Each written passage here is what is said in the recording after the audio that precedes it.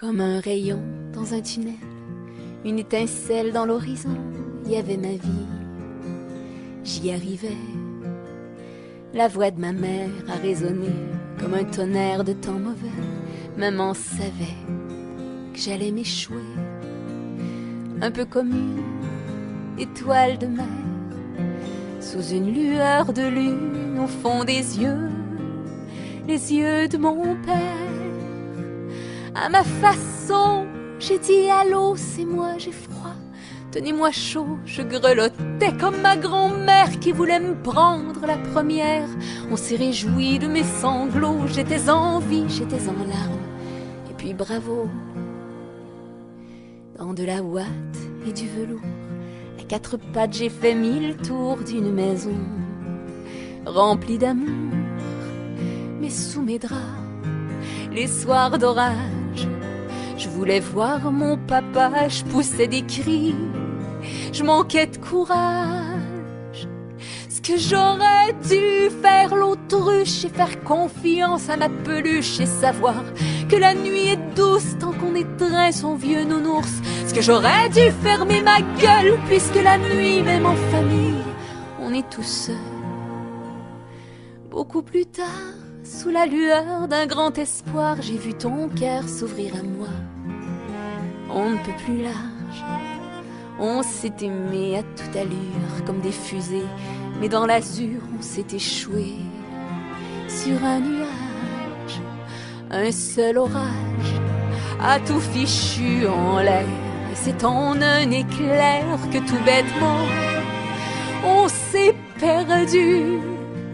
Ce que j'aurais dû fermer ma gueule, fermer mon cœur avant que tu veuilles en sortir, fermer le cercueil de notre amour avant de le voir mourir. Ce que j'aurais donc dû être plus sage et me contenter du petit nuage. Tu étais là et tu m'aimais, je sais pas pourquoi mais j'en doutais, tu étais là, t'étais mon homme, pas parfait, un qui déconne. Ce que j'aurais dû faire l'autruche et te serrer comme il se doit, comme une peluche.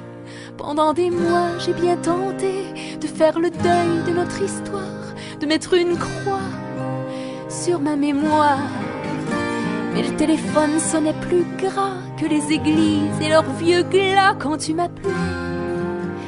Et chaque fois que je voyais ton nom sur l'afficheur, je restais là jusqu'au son du répondeur qui me répétait allô, c'est moi, allez réponds. Je sais que t'es là à la maison. J'ai le cœur froid, j'ai le cœur gros, ne veux-tu pas le tenir chaud? Je restais assise sur mon courage, l'orgueil noué dans l'œsophage, et j'écoutais. Allô, c'est moi, allez réponds. Si je t'ai fait mal, je te demande pardon. Tu disais tout ce qu'il fallait pour que je te parle, mais je l'ai pas fait. Je me repliais sur mes bobos, j'étais en vie, j'étais en larmes, et puis bravo. Allô, c'est moi, je voudrais que tu me donnes, je t'en supplie, une deuxième chance. Allô, c'est moi, prends le téléphone, t'as qu'à dire oui, et on recommence. Mais le téléphone, un jour de pluie, il a changé sa douce sonnerie en silence.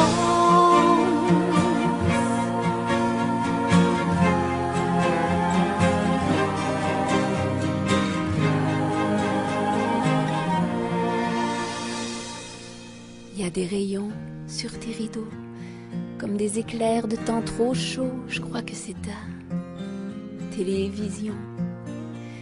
Cette lueur dans la fenêtre de ta demeure, où t'es peut-être en pyjama, devant un film d'action.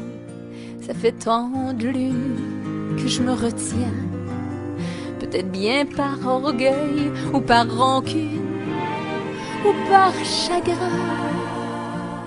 Voilà que je sonne et le carillon gronde et résonne comme un tonnerre. Moi je suis là sur ton balcon en train de vibrer comme une grand-mère. Je crie allô, est-ce que t'es là? J'ai tellement froid, j'ai le cœur gros. Me revoilà, je reste là comme une idiote. J'entends des pas derrière la porte, je recule un brin. Je vois ta fenêtre qui s'éteint et je sanglote. Oui, le message est assez clair, il est trop tard et j'ai l'espoir comme un désert. Au fond, ne devrait-on pas tous, par temps d'orage, faire l'autruche? Maintenant la nuit me fout la frousse et j'ai jeté toutes mes peluches.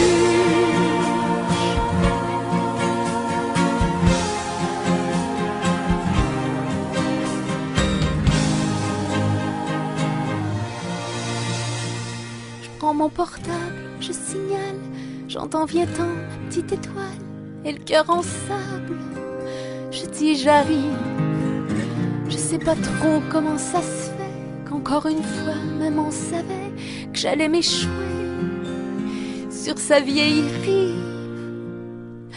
Alors, bien entendu, je viens, alors bien entendu, j'accours, bientôt je frappe de mon petit poing la belle maison remplie d'amour et je marmonne, allô c'est moi, j'ai comme des cailloux dans la voix, c'est déjà ouvert.